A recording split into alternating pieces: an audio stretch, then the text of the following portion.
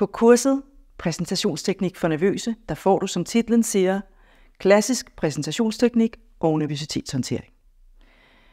Jeg kommer til at definere 5 fokuspunkter inden for præsentationsteknik. Det første punkt, det er, hvordan får jeg struktur på min præsentation? De 4 andre punkter, dem lærer du, når du kommer på kurset. I forhold til nervøsitetshåndteringen, der handler det om, hvad du tænker og hvad du gør rent fysisk. Så du får noget træning i at håndtere, at nervøsiteten den kommer, men at du stadigvæk får præsenteret dit budskab.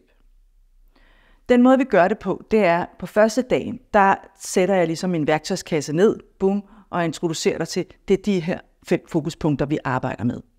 Anden dag, der kommer du på gulvet med din egen præsentation, og du får feedback fra mig. Så det vil sige, det er et kursus, hvor du skal være aktiv på. Og det kommer til at bestå af oplæg, øvelser og refleksion. Og det hele det foregår i trygge rammer, og vi plejer faktisk også at more os en del. Jeg hedder Dyre, og jeg er din underviser. Og jeg glæder mig til at møde dig.